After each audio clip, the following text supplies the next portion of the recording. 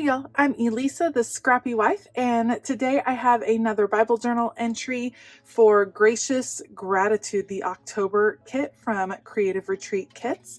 And I am going to be journaling in my illuminated scripture journal for the book of Psalms, and I am looking at Psalm 95, verses 1 through 3, reflecting on gracious gratitude.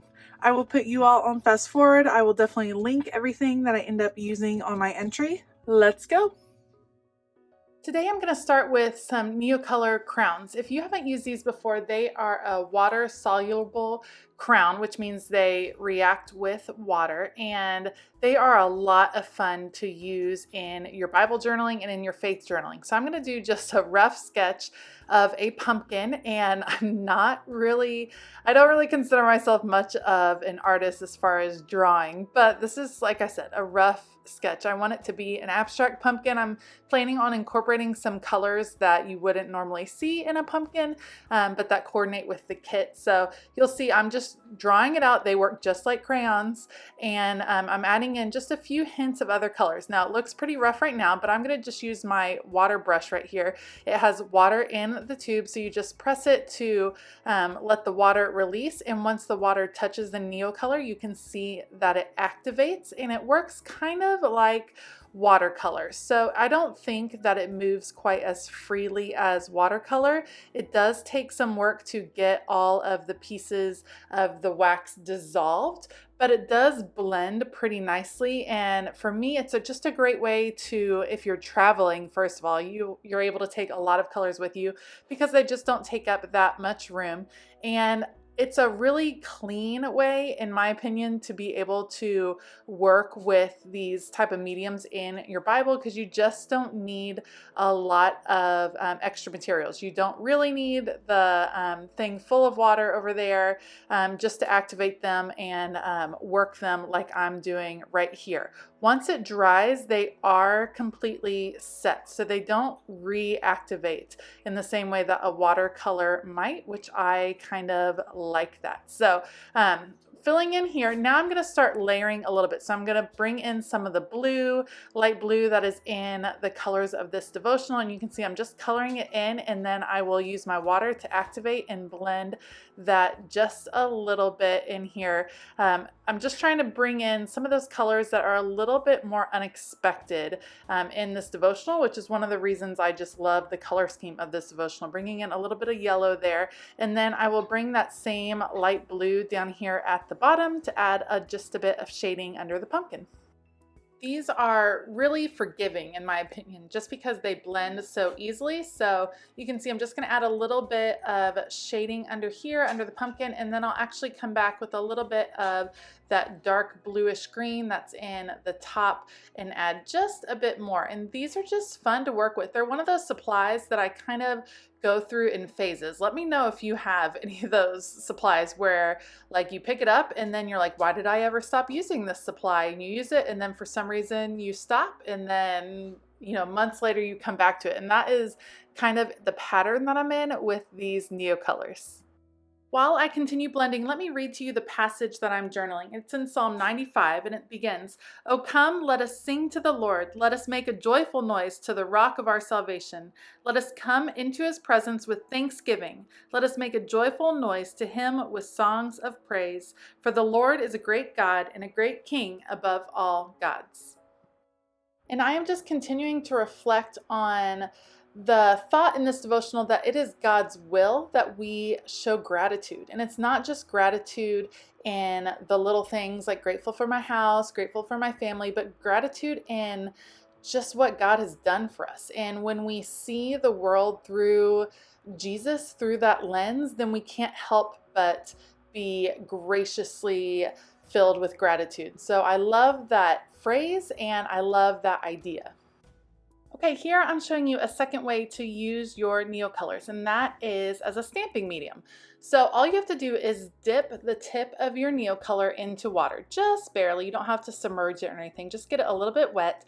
and then color directly onto your stamp. Now, the more water you have on your stamp, the more watercolory the stamped image will look. If you have a drier stamp, then it will have a little bit more of a clear impression. So it kind of depends on the look you're going for. I love the second and third generation stamps you can do with this, and you can see I'm just linking up these leaves to form kind of a pumpkin vine.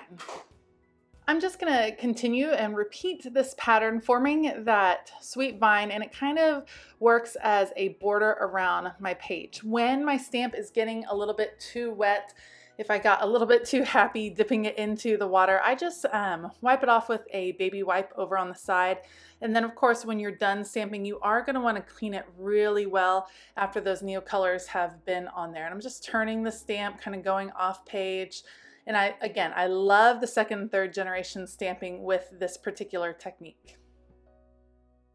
Okay, so I'm trying this technique again, and this time it's on this little acorn, and this one does not work out quite as well. It ends up just looking kind of like a brown blob. So same deal. I think I just had too much water here on this first one. I tried to dry it off, and then I put it down again, and I was trying to add a little bit of shading, and it just didn't. It just ended up being a little bit blobby. The second generation one was better, coming again with way less water, and that one was even better, but my first two ended up pretty blobby, and I decided to try to kind of save them by stamping over the top with regular Distress Oxide ink. So first I go and dry this page, making sure all the water on the page is completely dry, and then I pulled out a dark espresso, and I'm going to stamp over the top, and it still didn't quite work out. They just ended up looking a little blobby to me. It just wasn't the right technique for that stamp, but no worries, because there are so many sticker options that is what is going to save that little brown blob over in the corner. So I'm just going to pick this beautiful sticker that says grateful heart, and then of course I love these wonky hearts, so I will use those coming out of my pumpkin. And I'm just using a pumpkin because it's the time of year, it's the gratefulness of Thanksgiving coming up, and that's kind of the reflection that I want to consider, because a lot of people I know do a gratitude project during November, and they kind of list out 3 things a day I'm grateful for, but I really want to kind of dig deeper and be grateful for the big sacrifices that God has made for me and for us, and just some of those bigger ideas. Here at the top, I have sped this up a great deal. I'm doing just some hand lettering. I always like to write it out in pencil first, just in case I spell anything wrong or have spacing issues, which happens to me all the time. And then this is my favorite Tombow lettering pen that I'm just tracing over with. You'll see that I'll go back over. I really wanted those downstrokes to be nice and bold and strong, because I'm going to come back with some NeoColor over the top. So I'm going to come back and really make those stand out as best I can. And then once I'm done with the pen, I make sure it's dry, give it just a second, and then I'm going to come back with an eraser and erase all of the extra pencil marks. Now, like I said, it was looking a little bit stark up there with the title, and I wanted to bring in some color. So here's another technique with the NeoColors. I just colored on the packaging and then used the water to activate it, and I'm going to use it just like watercolor, adding a little bit of that orange color as a highlight. So you can see how versatile this one little product ends up being, which is why I love it, and I don't know why I had put it away in my drawer for so long. I love how the orange kind of softens it up here at the top, because that black was pretty stark in comparison to the softness of the pumpkin down below. And I was going to put a really long prayer, which is why there was a big open space, and I ended up just wanting to kind of paraphrase something that was in the devotional. And I wanted to talk about what it meant, what gracious gratitude meant. So I end up going through on underneath and adding some lines and a little bit of journaling. But first, again, wanted to soften it up a little bit more. So paint splatters to the rescue, filling in with that same green, and just some messy paint splatters, because I love the messiness. I am not someone that does neat and clean stuff anyway, and so I like when I know it's not going to be neat and clean. I just do messy on purpose.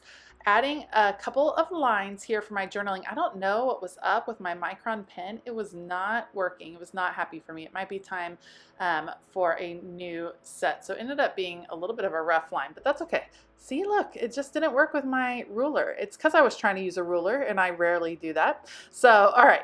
I'm going to add my extra journaling here, and it says a focus on knowing the Lord, meditating on his kindness and grace. So again, it's not about your circumstances. It's not about looking around you and seeing things to be grateful for, although that is wonderful. That's a great attitude to have. But really, gracious gratitude is focusing on God and on his word and his kindness and his grace and the way he shows up for you. So it's like taking it one step further. So yes, being grateful for your family, but maybe being grateful for how God has placed your family in a certain life or in a certain circumstance, or maybe how God has shaped and molded your family and the ways he's worked in your life, being grateful for things that didn't work out and things that did.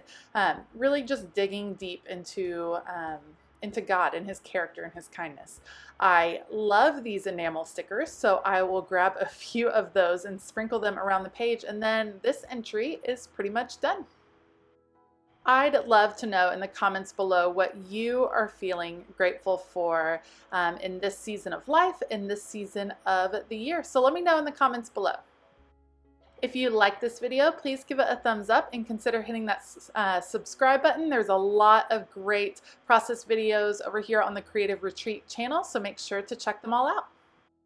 All the supplies I used are linked down below. I hope you have a fabulous day, and as always, keep it creative.